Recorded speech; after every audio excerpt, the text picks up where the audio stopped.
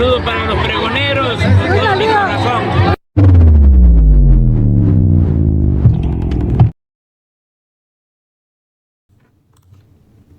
Pregoneros, bienvenidos a una nueva transmisión más. Es un placer estar nuevamente con ustedes, servidor Ian Rodríguez, transmitiéndoles desde el día de hoy. Nos seguimos encontrando en este miércoles 16 de octubre del 2024.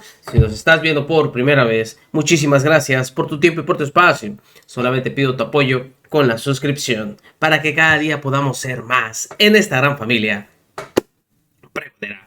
Amigos, vámonos de lleno a la información, porque ya vimos el llanto que han emprendido varias magistradas y jueces apareciendo en cada uno de estos espacios. Ya sabemos con quiénes. En donde siguen diciendo que lo que se cometió el sábado pasado fue una atrocidad, a la cual lanzaron este comunicado.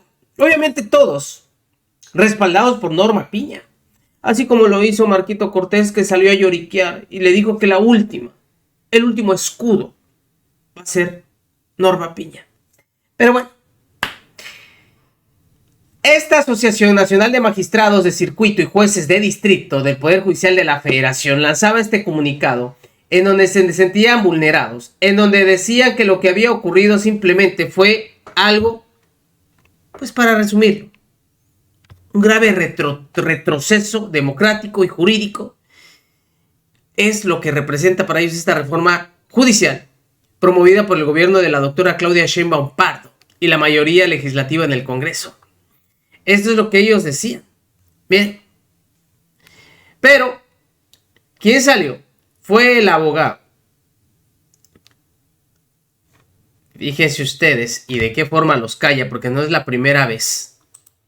El abogado Andrade, Eduardo Andrade, a callar todo este circo que quieren armar, porque simplemente no quieren aceptar una realidad. Escuchen. Judicial.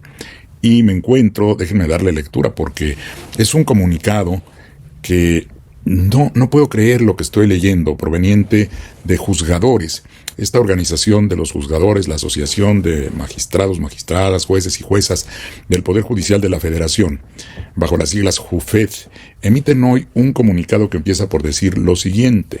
Dice que expresan su más enérgica protesta en contra de los actos realizados por el Senado de la República el día de ayer, en un acto verdaderamente humillante, no veo por qué, que en forma alguna encuentra sustento legal, se jugó al azar con la vida profesional, no solo de las personas juzgadoras, sino de los trabajadores de confianza y sus familias. Ahí en ese solo párrafo hay muchas inconsecuencias. No puede decirse que el procedimiento de insaculación, que así debe llamarse jurídicamente, lo que coloquialmente se denomina tómbola. Pero cuando se dice tómbola parece que es algo superficial, algo de juego, que no tiene la fuerza, la solidez e incluso la solemnidad que tiene una insaculación. La insaculación no es un procedimiento extraño a nuestro derecho. La insaculación efectivamente quiere decir sorteo, que en términos comunes tómbola, es decir, dejar sí al azar la decisión para evitar que haya inclinaciones indebidas.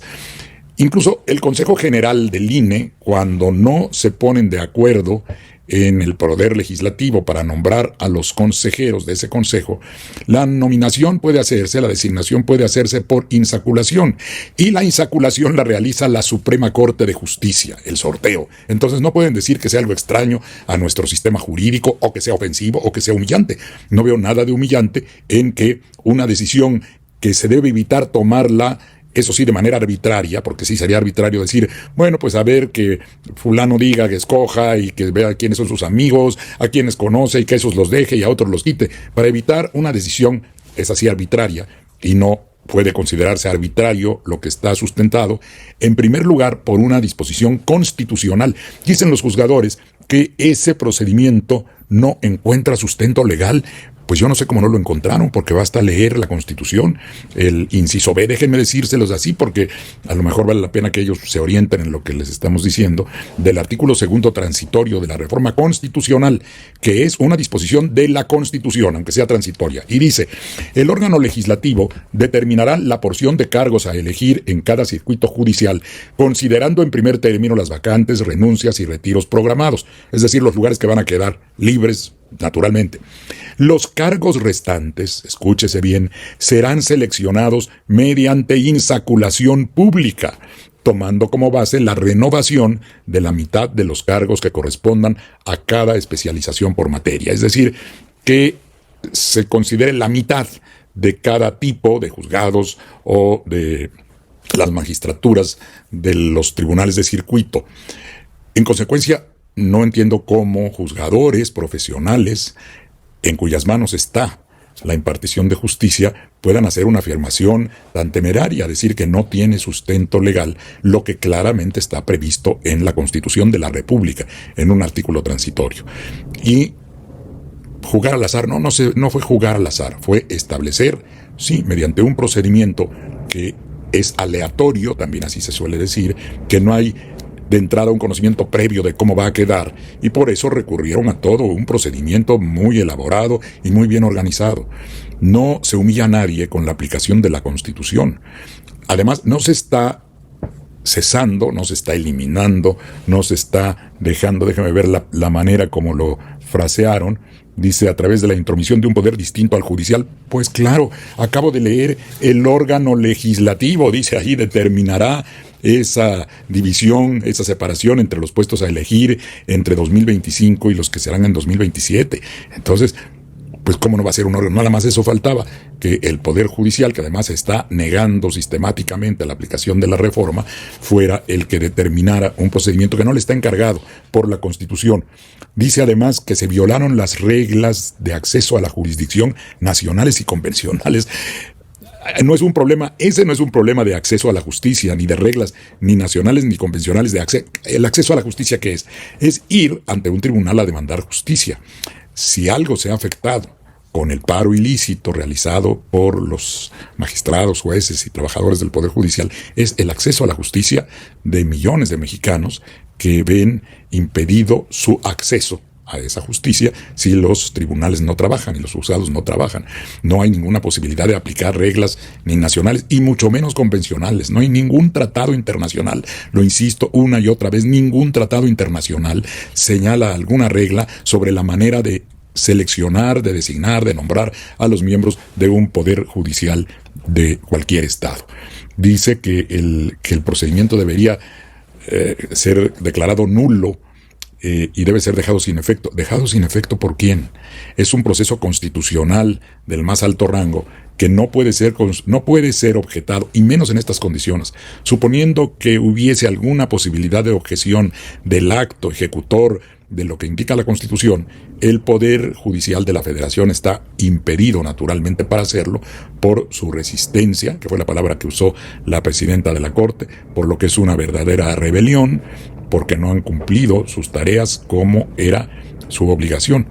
De modo que, pues, es lamentable que quienes tienen la función de aplicar el derecho no lo conozcan y lo distorsionen de este modo.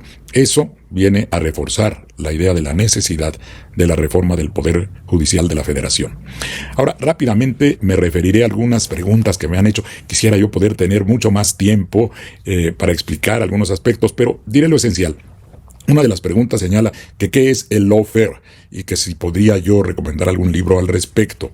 Voy a empezar por esto último. Miren, yo no podría, desgraciadamente, recomendar un libro porque parecería que hay una función comercial en estos mensajes, pero pueden ustedes buscar en internet lawfare, se escribe Lawfare, y de esa manera podrían determinar o saber o encontrar datos sobre publicaciones al respecto. Hay muchas.